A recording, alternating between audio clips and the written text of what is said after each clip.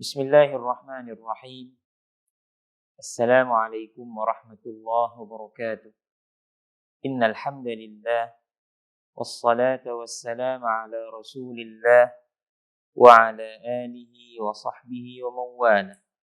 Subhanaka la ilma lana illa ma 'allamtana innaka antal alimul hakim. ولا حول ولا قوة إلا بالله العلي العظيم أما بعد. Alhamdulillah.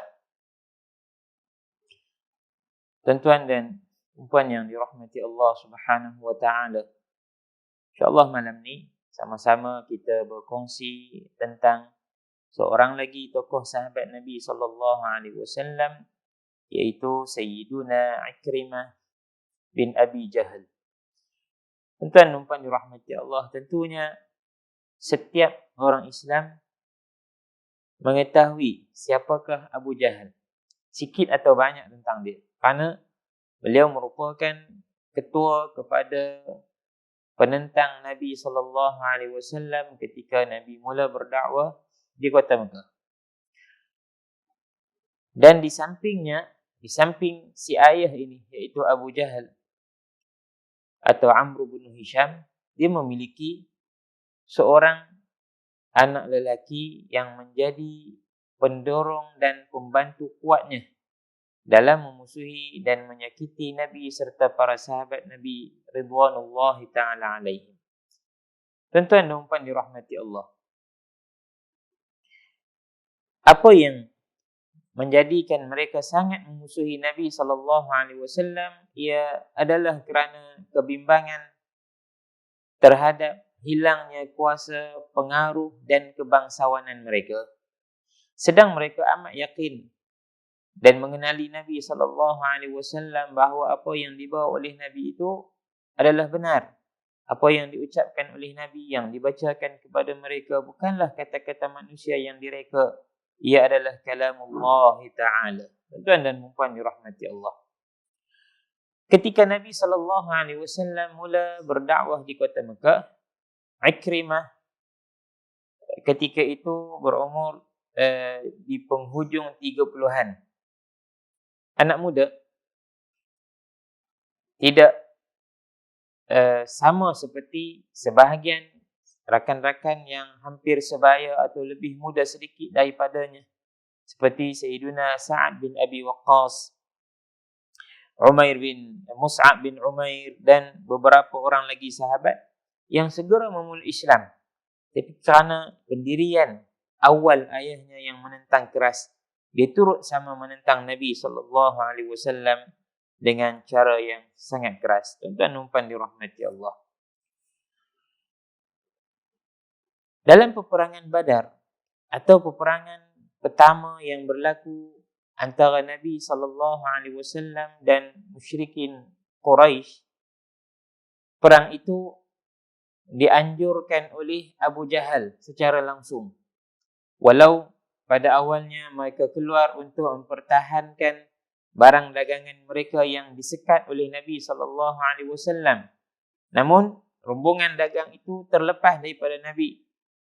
Tapi kerana dah bersiap untuk keluar berperang, mereka terus mara ke medan perang. Dengan bekalan mereka yang banyak, dengan membawa arak, wanita-wanita, penyanyi dan penari. Mereka begitu sombong, takabur, dalam keadaan begitu yakin, kata mereka, kami kalau keluar berperang, kami tidak akan pulang kecuali dengan kemenangan. Turut serta dalam peperangan itu Ikrimah bin Abi Jahal, berdampingan dengan ayahnya yang merupakan panglima perang yang menuju ke medan Badar. Sampai hari peperangan. Tuan-tuan dan puan yang dirahmati Allah, kita sama-sama mengetahui natijah peperangan itu. Bagaimana tersungkur jatuhnya ramai di kalangan pembesar-pembesar Quraisy, termasuk yang gugur, mati, dibunuh dalam medan perang Badar itu ialah Abu Jahal. Dan yang amat memeritkan ialah kematian Abu Jahal itu disaksikan oleh Ikrimah sendiri. Dia mendengar teriakan ayahnya, jeritan ayahnya. Dia mendengar hujung-hujung nafas ayahnya setelah dipenggal kepalanya. Dan yang paling dia berasa galat adalah kerana dia terpaksa meninggalkan tubuh ayahnya yang kaku di medan Badar, tidak mampu membawanya pulang untuk dikebumikan di kota Mekah kerana mereka lari meninggalkan medan perang akibat kekalahan. Lalu ditanam atau dicampak jenazah itu bersama dengan yang lain ke dalam salah satu daripada telaga yang ada di medan Badar. Pulang sahaja ke Mekah selepas kekalahan besar itu, menyaksikan pendirian Ikrimah bin Abi Jahal dan sebahagian besar di kalangan orang-orang Mekah, terutamanya mereka yang ada di kalangan adik-beradik mereka yang mati di medan Badar, yang ayah mati, yang abang mati, yang adik mati, yang suami mati. Mereka telah merubah keadaan mereka daripada semata-mata hanya memusuhi Nabi kerana bawakan agama baru kepada memusuhi Nabi akibat daripada dendam atau darah yang mesti dibalas dengan darah semula. Maka sejak hari mereka mula sampai ke kota Mekah, mereka telah merancang semula untuk keluar ke Madinah. Mereka nak selesaikan hutang darah mereka dengan Rasulullah sallallahu alaihi wasallam. Lalu mereka mengapi-apikan perasaan orang-orang yang terbunuh, ahli keluarga mereka di perang Badar. Maka apa yang dilakukan Ikrimah dan beberapa orang sahabat lagi termasuk Abu Sufyan ketika itu menjadi penghulu Quraisy menggantikan Abu Jahal, mereka menghimpun bala tentera yang baru, kekuatan yang baru. Bahkan mereka menarik orang-orang yang memiliki dendam dengan Nabi untuk turut serta sehingga dibawa isteri-isteri dan anak-anak perempuan mereka. Termasuk yang membawa isteri mereka dalam peperangan Uhud selepas itu adalah Ikrimah sendiri, membawa isterinya ke medan perang dengan tujuan untuk mukul gendang sambil menyanyi dan menimbulkan semangat dan untuk mengukuhkan pendirian lelaki-lelaki mereka supaya tidak lari meninggalkan medan perang. Akibatnya mereka akan meninggalkan wanita-wanita mereka ditawan oleh tentera Islam. Tuan-tuan dan puan dirahmati Allah, kemenangan berpihak kepada Quraisy. Namun dalam medan Uhud itu mereka hanya membunuh sebahagian kecil di kalangan sahabat. Mereka tidak dapat membunuh Nabi sallallahu alaihi wasallam. Pulang dengan kemenangan, tetapi pantas kemenangan itu membuakkan semula rasa dendam. Kerana bagi mereka ia hanyalah satu kemenangan yang kecil, tidak bererti apa-apa kerana hutang darah mereka masih belum terlangsai. Mereka merancang lagi peperangan. Datang peperangan seterusnya pada tahun ke-5 Hijrah, iaitulah peperangan yang sangat besar, peperangan Al-Khandaq, atau disebut oleh Allah dalam Al-Quran sebagai Al-Ahzab, Ghazwatul Ahzab, peperangan Ahzab, iaitu tentera bersekutu kerjasama daripada Quraisy gabungan dengan Bani Ghatfan, mereka yang tinggal di satu kampung antara Mekah dan Madinah, dan pengkhianatan yang dilakukan oleh salah satu daripada keluarga besar Yahudi Banu Quraizah yang ada di Madinah. Namun peperangan itu juga tidak menghasilkan apa-apa kemenangan, bahkan sedikit pun tidak memadamkan api dendam mereka, dan langsung tidak boleh dibanggakan walau mereka berjaya menghimpun hampir 12,000 tentera menentang Nabi SAW yang hanya memiliki 3,000 orang tentera. Bahkan di tengah-tengah tentera yang sedikit itu ada pula orang-orang munafik yang sedang mengintai peluang untuk membunuh Nabi dan para sahabat Nabi ridwanullahi ta'ala alaihim. Pulanglah Ikrimah dan Abu Sufyan yang mengetuai peperangan itu dalam keadaan yang begitu hampa. Namun setelah mereka pulang daripada medan Khandaq atau medan Ahzab, kata Nabi SAW, "La yaghzuna ba'da hadha, bal nahnu naghzuhum." Mereka takkan boleh memerangi kita lagi selepas ini, tapi kita yang akan memerangi mereka. Benarlah apa yang disebut oleh baginda Nabi SAW. Selepas itu, dalam diam Nabi SAW mengatur strategi. Pada tahun ke-8 Hijrah, di bulan Ramadan, Nabi mengajak orang ramai di kalangan para sahabat untuk bersiap dengan kelengkapan perang. Namun tidak dinyatakan manakah tempat tuju atau medan perang mereka. Yang berhimpun di bawah panji baginda Nabi SAW hampir 10,000 orang yang lengkap dengan persiapan perang. Berjalan mereka di bawah terik matahari pada bulan Ramadan dalam keadaan kehausan dan kelaparan. Sehinggalah mereka sampai di belakang sebuah bukit yang hampir dengan kota Mekah. Ketika itu barulah Quraisy dikejutkan dengan kedatangan Nabi SAW bersama dengan tenteranya yang besar. Nabi SAW melantik beberapa panglima perang, mengetuai kumpulan-kumpulan kecil masuk ke kota Mekah untuk membukanya tanpa apa-apa peperangan. Kecuali jika diperang, maka perangilah mereka untuk mempertahankan diri. Masuklah Nabi SAW fatihan muntasiran, dalam keadaan menang dan berjaya membuka kota Mekah, kecuali di sana ada pertembungan antara tentera yang dipimpin oleh Ikrimah daripada pihak Quraisy dan tentera yang dipimpin oleh Sayyidina Khalid bin Al-Walid daripada pihak Nabi SAW. Tewas Ikrimah dan tenteranya. Lari mereka meninggalkan kota Mekah dalam keadaan bersembunyi, ketika mana Nabi SAW mengisytiharkan Mekah bebas daripada sebarang unsur syirik. Nabi memaafkan mereka kesemuanya. Nabi menghancurkan berhala di dalam dan di luar Kaabah, di lorong-lorong kota Mekah. Dan Nabi menyebut bahawa siapa yang hendak siapa yang nak pergi silakan pergi, siapa yang nak masuk, yang nak beriman silakan beriman. Nabi memaafkan mereka kecuali beberapa orang yang Nabi SAW namakan mereka. Mereka ini, kata Nabi, jika bergantung dengan kelambu Kaabah pun, hendaklah kamu bunuh mereka.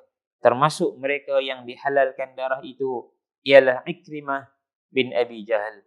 Tuan-tuan dan puan dirahmati Allah. Apa yang berlaku? Tentulah itu sangat menakutkan Ikrimah. Dia tahu bahawa sahabat Nabi SAW sangat patuh pada arahan Nabi SAW. Maka pantas dia melarikan diri menuju ke Yaman, mengambil jalan di persisiran pantai. Setelah agak tenang di kota Mekah, datang wanita-wanita Quraisy berbai'ah dengan Nabi SAW, memeluk Islam sekumpulan demi sekumpulan. Di antara golongan wanita yang datang bertemu Nabi SAW itu ialah isteri kepada Sayyiduna Abu Sufyan, iaitu Hindun bintu Uqbah, dan juga isteri kepada Ikrimah bin Abi Jahal.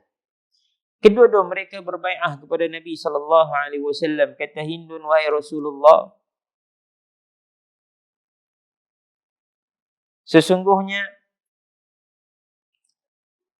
engkau telah datang dengan agama yang dipilih oleh Allah. Dan aku mengharapkan mendapat rahmat daripada Allah Subhanahu wa taala, dan aku isytiharkan bahawa aku adalah seorang wanita yang beriman dan membenarkan kamu. Lalu dia pun singkap wajahnya dan dia pun kata, aku adalah Hindu bintu Uqbah. Aku adalah Hind binti Uqbah, wahai Rasulullah. Kata Nabi, marhaban bik. Tuan-tuan dan puan dirahmati Allah. Nabi seorang yang rahib as-sadr, wasi' as-sadr. Orang yang sangat pemaaf. Bayangkan apa yang dilakukan oleh isteri kepada Abu Sufyan dalam peperangan Uhud. Beliau mengupah seorang hamba membunuh Sayyidina Hamzah. Bahkan dibongkar segala isi dalam Sayyidina Hamzah yang sangat menyedihkan Nabi SAW. Tetapi apa sahaja keburukan yang dilakukan oleh seseorang itu, apabila dia peluk Islam, Islam menghapuskan segala kejahatannya. Al-Islamu yajubbu ma qablah. Islam akan memadamkan segala kesalahan yang berlaku sebelum seseorang itu memeluk Islam. Katanya, marhaban biki. Kata Hindun, demi Allah, wahai Rasulullah, tidak ada rumah yang paling aku benci sebelum ini berbanding rumahmu. Maknanya, rumah pun meluk dah sebelum ni duk tengok. Tetapi hari ini, apa yang paling aku suka di atas muka bumi ini adalah rumahmu, wahai Rasulullah sallallahu alaihi wasallam.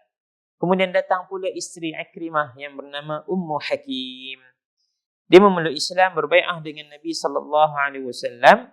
Kemudian dia mengadu halnya, dia kata, wahai Rasulullah, qad haraba minka Ikrimah ila al-Yaman khawfan min an taqtulah. Ikrimah telah melarikan dirinya ke Yaman kerana bimbang, takut kamu membunuhnya. Maka boleh tak, wahai Rasulullah, engkau amankanlah dia, selamatkanlah dia. Janganlah engkau isytiharkan bahawa darahnya halal. Moga-moga Allah memeliharamu, wahai Rasulullah. Kata Nabi, fahuwa amin. Baiklah, dia adalah orang yang selamat. Dengar saja Nabi kata macam tu, terus dia keluar. Dia sayang kepada suaminya. Bahkan apa yang lebih dia sayang ialah dia tak mahu suaminya terus berada dalam kekufuran. Pergi dia bersama dengan seorang hambanya. Namun hambanya dalam perjalanan menuju untuk mencarinya, menyakitinya, cuba mencurinya, mencabulnya, lalu dia pun lari tinggalkan hambanya, pergi seorang diri, tak patah balik ke Mekah, dia pergi juga walau hamba dia dah tak ada peneman. Kemudian dia bertemu dengan suaminya yang ketika itu sedang berbincang dengan seorang nelayan yang dia telah memeluk Islam. Dia kata, wahai tuan, boleh tak engkau bawa aku bersamamu? Mana saja kamu nak pergi, bawalah aku nak pergi juga. Dia kata, boleh. Syarat dia, akhlis, bersihkanlah dirimu. Dia kata, wa kaifa ukhlisu nafsi? Macam mana aku nak bersihkan diriku? Dia kata, an taqula ashhadu an la ilaha illallah wa anna Muhammadan Rasulullah. Hendaklah kamu sebut bahawa tiada Tuhan melainkan Allah dan Muhammad itu pesuruh Allah. Kata Ikrimah, aku duk lari daripada yang ni, datang suruh aku pula dah. Macam mana aku boleh sebut? Tiba-tiba sampai isterinya Ummu Hakim. Lalu berkata, wahai suamiku, aku datang daripada seseorang yang sangat baik, yang tak pernah kita jumpa.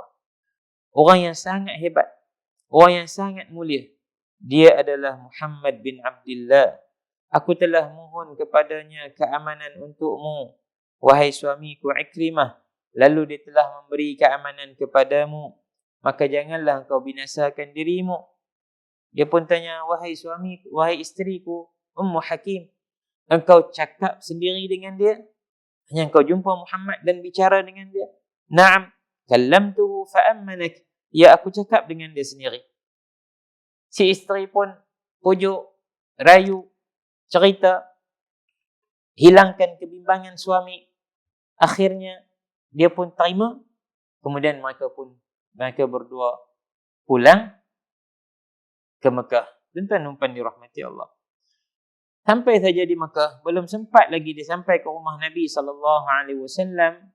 Nabi telah pesan kepada para sahabat yang ada dekat Nabi, sayatikum Ikrimah. Nabi tahu. Ya, Allah turunkan Jibril, khabarkan kepada Nabi tentang kedatangan Ikrimah. Kata Nabi, Ikrimah akan datang kepada kamu dalam keadaan beriman dan dalam keadaan menjelaskan imannya. Maka janganlah kamu mencaci ayahnya, kerana sesungguhnya mencaci orang yang telah mati akan menyakiti orang yang telah hidup, sedangkan cacian itu tak sampai pun kepada orang yang telah mati itu. Apa punca dia ialah tuan-tuan dirahmati Allah, kenangan lama tentu kembali mengusik jiwa mereka. Para sahabat Muhajirin ini, bila boleh balik kota Mekah ni, bayangkan selepas 10 tahun tinggal ni, kira tak tahu apa nak jadi. apa binatang ternakan, kebun, rumah, semua berubah milik, berubah tangan, diambil, dirampas. Dan tidaklah ada di atas muka bumi ini tanah yang lebih mereka cinta berbanding kota Mekah. Bila boleh patah balik ni, dia duduk teringatlah. 13 tahun tuan, bukan calang-calang. 13 tahun bukan masa yang singkat, tiap-tiap hari kena macam-macam. Bila mereka mai ke tempat ni, mereka pun cerita, aku tang ni dululah Abu Jahal maki aku. Bila sampai depan Kaabah, tang ni Abu Jahal tampang aku. Tang ni dia buat aku macam tu. Hidup sembang, semua sembang masih Abu Jahal. Bila Ikrimah mai nak Islam, nak nyatakan Islamnya, maka Nabi pun pesan, lepas ni tak perlulah lagi kamu cerita tentang orang yang telah mati, kerana itu boleh menyakiti orang yang masih hidup. Tuan-tuan dirahmati Allah, lihatlah keadilan Islam. Lihatlah Nabi yang rahmatan lil alamin itu. Lihatlah Nabi yang basyira wa nadhira itu, membawa berita gembira, membawa berita yang mendiamkan orang-orang yang tidak beriman kepada Allah, menakutkan mereka akan akibat daripada berpaling dengan Allah Subhanahu wa taala. Lalu datang Ikrimah. Duduk Ikrimah di hadapan Nabi sallallahu alaihi wasallam. Nabi ni tuan-tuan dirahmati Allah, yang ijtihad, darah dia halal, punya marah dekat Ikrimah sebelum dia masuk Islam. Bila dia mai nak nyatakan Islamnya, Nabi bangun sambut dia, sehingga jatuh selendang Nabi sallallahu alaihi wasallam kerana gembira. Lalu berdirilah Ikrimah di hadapan Nabi sallallahu alaihi wasallam dan dia berkata, wahai Muhammad, isteriku memberitahu bahawa engkau telah mengamankan aku. Kata Nabi, benarlah apa katanya. Lalu Ikrimah bertanya, wahai Muhammad, kepada apa sebenarnya kamu nak ajak kami ni? Ni yang nama dia menentang atau membenci tanpa usul periksa. Lama dah dulu dia duduk dengan Nabi. Bukan dia kecil, umur 30-an. Faham sangat dah. Tapi kerana tak mau dengar langsung Nabi ajak apa, tak mau dengar langsung Nabi baca apa, kira jumpa yang maki, marah, hambat, usir, halau, sakiti Nabi, sehingga dia tak pernah tahu apa yang sebenarnya Nabi ajak mereka ni. Ila ma tad'u ya Muhammad, kamu ajak kepada apa sebenarnya wahai Muhammad? Tuan-tuan dirahmati Allah. Sebab itu kita kalau nak peling orang, tengok dulu apa benda kita nak peling tu. Kan? Logik ke tak logik? Nak benci dekat orang. Ada sebab ke tak ada sebab? Kaji dulu, bincang bagi elok. Tengok. Bismillah. Kata Nabi, ad'uka, aku ajak kamu supaya bersaksi bahawa tiada Tuhan melainkan Allah, dan bahawa aku ini hambanya dan pesuruhnya, dan aku mengajakmu untuk mendirikan salat, menunaikan zakat. Nabi bilang rukun Islam, dan Nabi bilang rukun-rukun iman dan perkara-perkara asas dalam Islam. Kata Ikrimah, demi Allah, tidaklah apa yang engkau ajak ini kecuali kepada perkara yang benar, dan tidaklah engkau suruh kecuali sesuatu yang sangat baik. Lalu dia pun bersaksi dengan syahadatain, tiada Tuhan yang disembah kecuali Allah, dan bahawa kamu Muhammad adalah pesuruh Allah. Memang sejak dahulu lagi, kata Ikrimah, sebelum engkau mengajak kami kepada agama ini, engkaulah orang yang paling jujur, paling baik, paling dikenali sebagai orang yang sangat amanah dan adil. Dan ternyata itu benar. Tinggallah engkau membawa apa yang kau bawa, iaitu agama Islam. Dia pun berbai'ah dengan Nabi SAW. Dia minta Nabi SAW mengajarkan apa yang diperlu untuk dia ketahui sebagai seorang Muslim. Kemudian kata Nabi SAW, wahai Ikrimah, pada hari ini tidak ada satu apa pun yang engkau minta kecuali aku akan berikannya kepada kamu. Tawaran yang cukup besar. Dia kata, Ikrimah, hari ini tak ada apa yang kau minta kecuali aku akan bagi. Apa permintaan Ikrimah? Tuan-tuan dirahmati Allah. Yang ni kita harus belajar mengambil peluang dengan melakukan perkara yang sepatutnya. Ikrimah radhiyallahu anhu tidaklah menuntut satu kedudukan di sisi Nabi. Tidaklah menuntut dia diberi layanan demikian-demikian kerana dia seorang bangsawan Quraisy, pembesar Quraisy. Tapi yang dimintanya, dia kata, ya Rasulullah, inni as'aluka an tastaghfira li kulla adawatin adaitukaha. Wahai Rasulullah, aku minta moga-moga engkau mohon ampun untukku. Mohon ampun daripada Allah untukku atas setiap permusuhan yang pernah aku lakukan kepadamu. Au masirin awda'tu fihi, atau apa-apa usaha untuk menyakitimu yang pernah aku lakukan, atau apa-apa tempat yang pernah aku berdiri bercakap sesuatu yang tidak elok di hadapanmu, atau kata-kata yang buruk yang aku lemparkan terhadapmu, sama ada di hadapan kamu atau ketika ketiadaan kamu. Lalu Nabi pun berdoa, Allahumma ghafir lahu kulla adawatin adaniha wa kulla masirin sara fihi ila mawdi'in yuridu bihi itfa'a nurik wa ghafir lahu ma nala min 'irdi fi wajhi aw ana ghaibun anhu. Ketika Nabi mendoakan doa tersebut, berseri-seri wajah Ikrimah, hilang segala bebanannya, hilang segala kesedihan, kebimbangan, dan juga rasa bersalah yang begitu besar bersarang di dalam hatinya, karena dia tahu bahawa Allah akan mengabulkan doa Nabi sallallahu alaihi wasallam. Lalu dia kata, wahai Rasulullah, demi Allah, aku tidak akan meninggalkan sedikit pun hartaku yang pernah aku habiskannya dalam masa memusuhimu. Aku akan gandakannya untuk dihabiskan di jalan Allah. Dan tidak ada peperangan yang pernah aku turut serta dalam memerangimu, kecuali aku akan berperang di pihakmu lebih daripada apa yang aku berperang menentangmu dahulu. Dan benarlah ketika itu dia menjadi pejuang yang paling terkehadapan. Tidak ada peperangan kecuali dialah merupakan salah seorang panglima perang yang begitu berjaya dalam menumpaskan musuh, sehinggalah dia adalah orang yang sangat suka kepada Al-Quran. Dia akan mengangkat mushaf, yakni sebahagian tulisan Al-Quran yang ditulis, dia akan pegang helaian itu dan dia kata, hadza kitabu rabbi, kalamu rabbi, dan dia akan menangis kerana mengenangkan kesalahan-kesalahannya yang lalu. Tuan-tuan numpan dirahmati Allah. Pada zaman pemerintahan Sayyidina Umar, berlaku satu peperangan yang besar, iaitu peperangan Al-Yarmouk. Peperangan menentang Rom. Ia satu peperangan yang dahsyat. Islam yang masih muda, masih baru bertapak, cuba untuk menggugat kekuatan Rom yang telah lama terpasak di tanah Arab.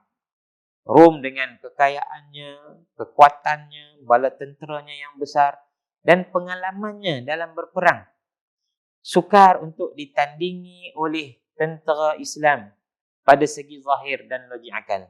Namun tidak ada apa yang mampu berhadapan dengan wajah-wajah orang-orang yang hebat ini. Mereka yang kata mereka, demi Allah, kami lebih suka mati daripada hidup. Bagaimana kamu nak berperang dengan orang yang lebih suka mati daripada hidup?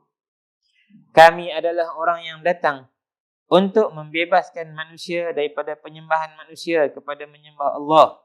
Bukanlah untuk menghambakan manusia kepada manusia. Maka apa yang kami perlu takut? Dalam tentera itu ada Ikrimah bin Abi Jahal. Tuan-tuan numpan dirahmati Allah. Panglima perang mereka adalah Khalid bin Al-Walid. Ketika peperangan sangat berkecamuk, bangun Sayyidina Ikrimah. Bila dia tengok sebahagian sahabat agak berundur, kekuatan di pihak lawan, dia pun bangun, dipecahkan sarung pedangnya. Isyarat kepada apa? Aku takkan simpan dah pedang ni. Inilah. Dia bangkit, dia kata, dia bangun. Lalu Sayyidina Khalid kata, wahai Ikrimah, jangan buat begini. Maknanya jangan pergi masuk serang hingga kau tak patah balik semula. Kerana ini akan melemahkan tentera Islam jika kehilangan kamu. Katanya kepada Khalid, wahai Khalid, jangan kau halang aku. Sesungguhnya engkau pernah ada pengalaman berperang menentang Nabi.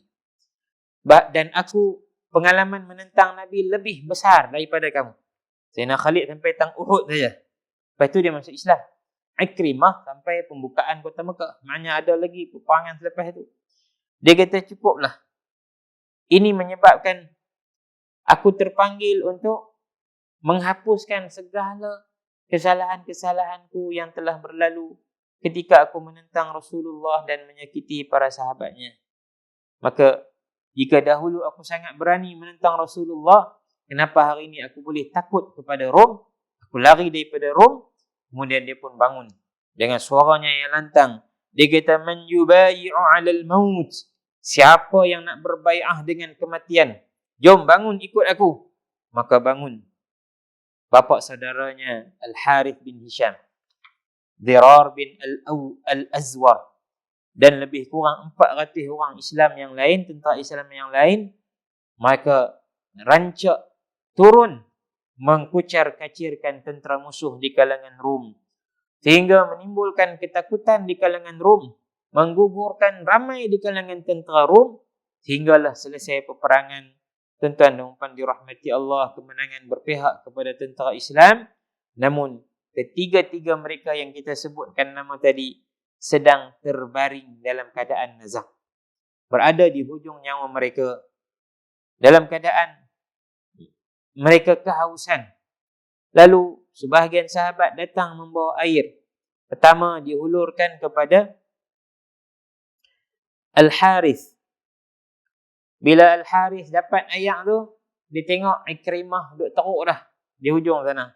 Dia kata, hampa bawa saya air ni pergi kepada Ikrimah. Sampai kepada Ikrimah, Ikrimah pun nak minum dah air tu. Dia lihat pula sahabatnya Dirar bin Azwar dalam keadaan kehausan. Dia kata, idfa'uhu ilaih. Pisat, hantar air ni kepada sahabat tersebut. Minta maaf, namanya Ayyash. Pergi hantar saya dekat dia. Dia sedang dalam keadaan kehausan yang bersangatan. Pergilah kepada Ayyash. Lalu mereka dapati Ayyash telah syahid, meninggal dunia. Patah balik kepada Ikrimah. Ikrimah pun telah habis nyawanya. Patah balik kepada Al-Harith bin Hisham. Pun Al-Harith bin Hisham telah meninggal dunia. Syahid mereka itu di medan Yarmouk, medan yang menyaksikan Rom selepas itu tidak boleh lagi bertapak di Jaziratul Arab. Semoga Allah memberi kepada mereka minuman yang akan menghilangkan kehausan secara berkekalan. Itulah daripada telaga Al-Kautsar. Dan moga-moga mereka dapat menghuni Al-Firdaus Al-A'la. Dan kita memohon kepada Allah untuk menyelusuri jejak langkah mereka menjadi orang-orang yang hebat mempertahankan agama Allah Subhanahu wa ta'ala. Wallahu a'lam. InsyaAllah, jika Allah izinkan, kita pertemuan yang akan datang bersama dengan Sayyiduna Zaid Al-Khair. Juga kisahnya sangat menarik. Moga-moga Allah merahmati kita semuanya. Wallahu a'lam. Sallallahu ala Sayyidina Muhammad wa ala alihi wa sahbihi wa sallam. Alhamdulillahi Rabbil Alamin. Assalamualaikum warahmatullahi wabarakatuh.